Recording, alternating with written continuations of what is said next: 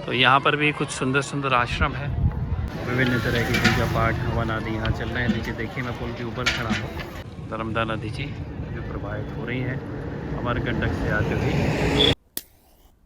जय हो, देखो कपूर का सही कमाल है। और ये घाट है जहाँ पर लोग अभी स्नान कर रहे हैं।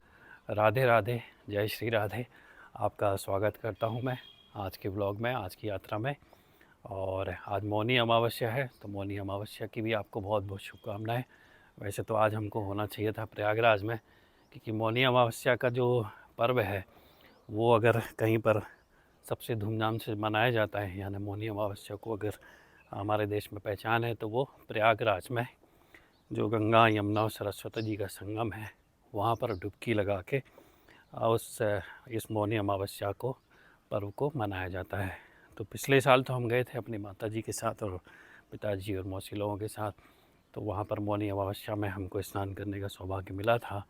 वहाँ इतना हुजूम लगता है, यानी जैसे आज मौनी अमावस्या है तो कल रात्रि से ही 12-1 बजे से इतना हुजूम आता है देश भर से कि लगता है कि चारों तरफ बस लोगों का और श्रद्धालुओं का सैलाब ही सैलाब है।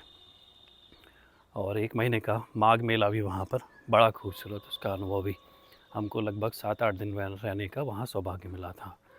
तो इस साल मैंने योजना तो बनाई थी, सोचा तो था कि महीने भर के लिए वहीं पर कल्पवास करूँगा, लेकिन नहीं पहुँच पाए।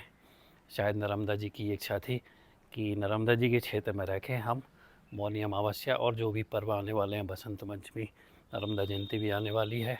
और अभी कुछ दिन पहले हम ब्रह्मांड घाट है जहाँ पर ब्रह्मा जी ने तपस्या की थी नर्मदा जी के किनारे, वहाँ पर भी 1 महीने का, जैसे माघ में मेला भरता है, यानी माघ का महीना तो चल ही रहा है, जैसे प्रयागराज में मेला भरता है वैसे यहाँ पर भी मेला भरा है। और उसके हमने और आपने मिलकर दर्शन भी किए। वो भी बहुत सुंदर घाट है। तो वो ब्लॉग भी अगर आपने नहीं देखा है तो उसको अवश्य देखिएगा। वो एक महत्वपूर्ण नर्मदा जी के घाटों में से एक है, बहुत खूबसूरत घाट है।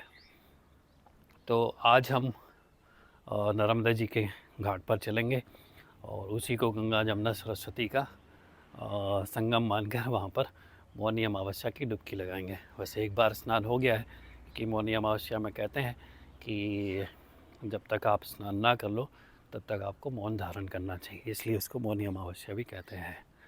तो घर पे ही मैंने एक बार स्नान कर लिया है और अब जो आज मौनी अमावस्या की पवित्र नदी में जो डुबकी लगाना है वो हम आज के किसी घाट पर चलते हैं। यहाँ श्रीधाम क्षेत्र में जहाँ पर हमारा घर है उसके आसपास ही बहुत सुंदर सुंदर घाट हैं। तो मुआर घाट के आपने दर्शन किए ही, हमने पहले पिछले महीने काफ़ी व्लॉग्स वहाँ के बनाए थे।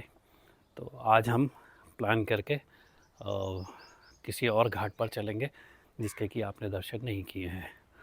तो बाकी की बात है वहाँ दर्शन करते हुए हम फिर वहीं पर करेंगे। तो मिलते हैं, तब तक आपको एक बार फिर मौनी अमावस्या की बहुत बहुत शुभकामनाएं। चलो भैया, बड़े परिक्रमा में संतों के दर्शन के बाद हम अपनी पूजा पाठ कर लेते हैं। हवन वगैरह माता जी ने रख दिया था, तो अमावस्या को विशेष रूप से हवन वगैरह करना चाहिए। जय हो, देखो कपूर का सही कमाल है, सही जल जाती है।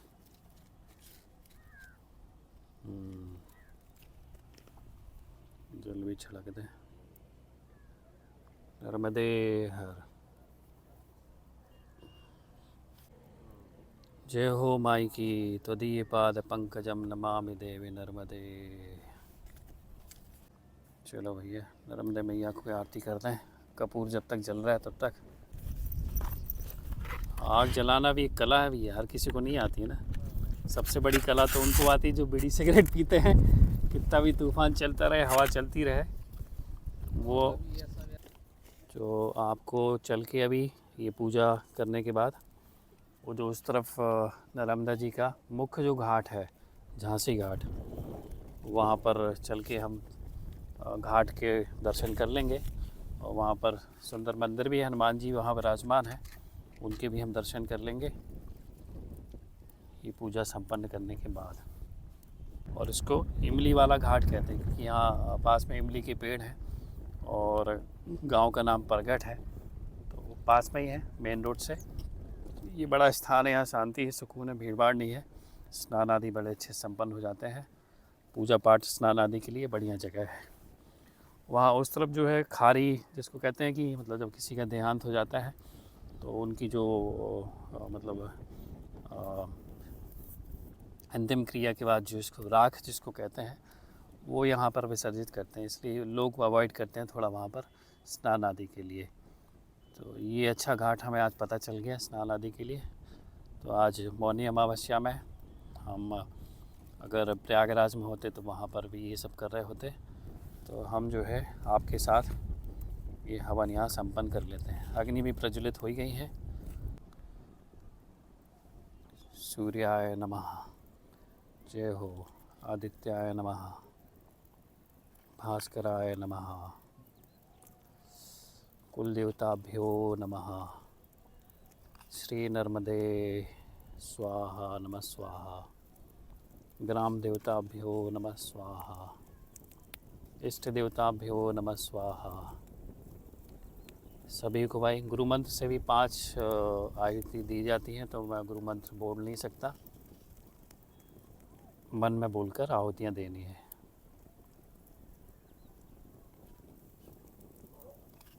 स्वाहा। जय हो नर्मदे माई की, जय हो मैया की।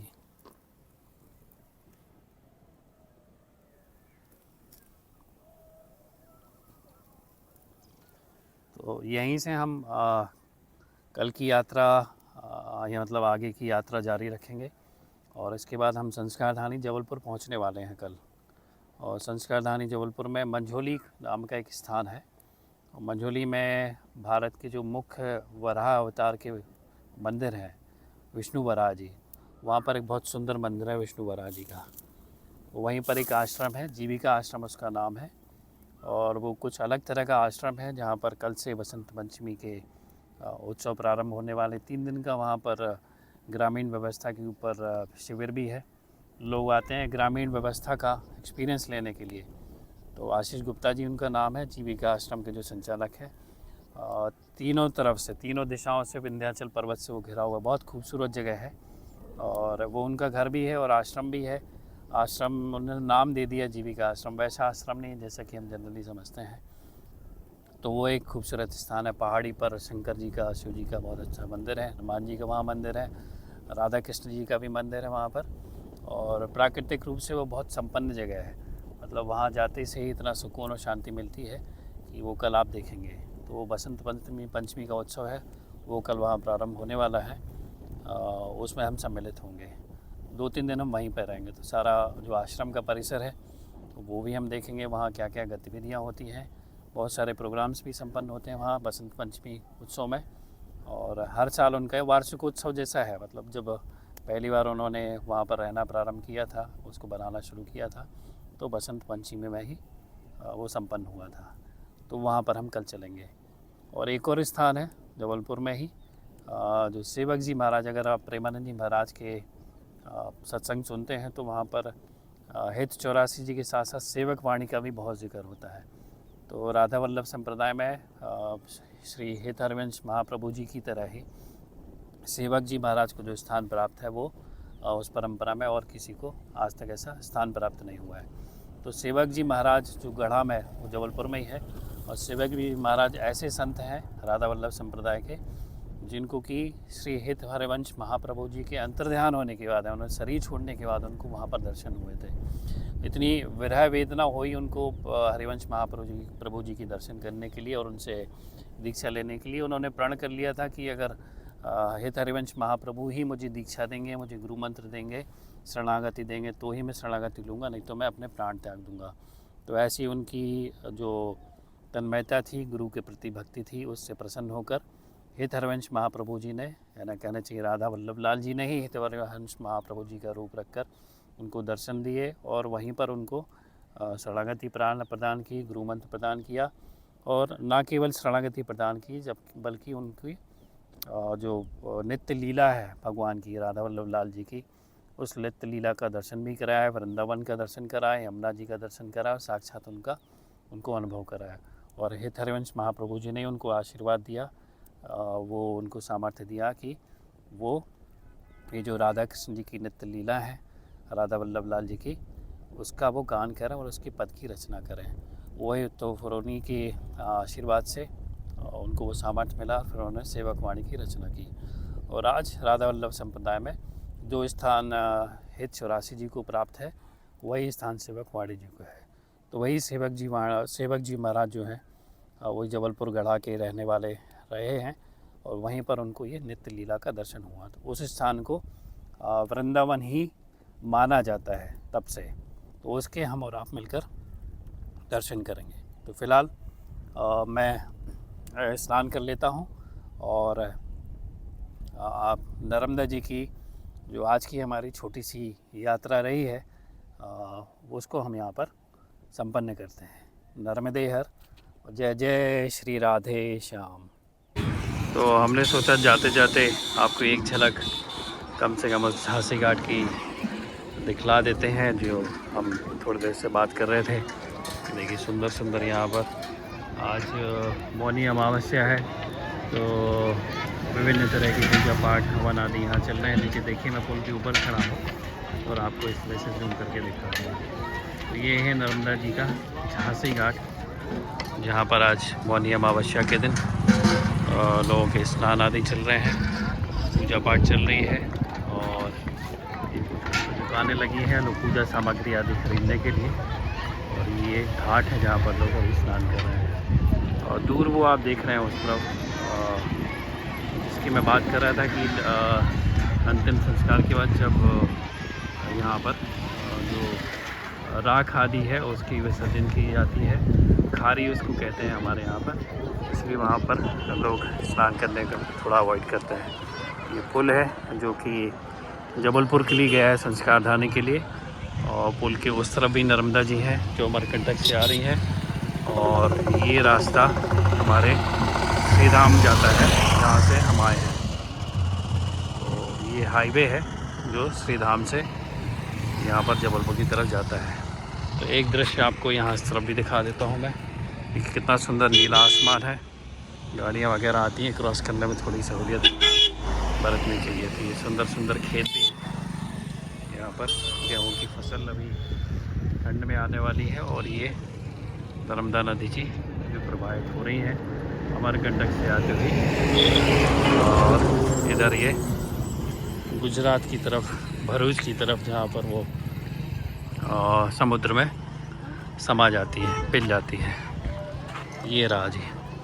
तो यहाँ पर भी कुछ सुंदर सुंदर आश्रम है और साधु संतों की भजन स्थली हैं, उनके भी हम किसी दिन आकर दर्शन करेंगे। फ़िलहाल हम इस व्लॉग को यहीं पर विश्राम देते हैं। नर्मदे हर, जय श्री राधे।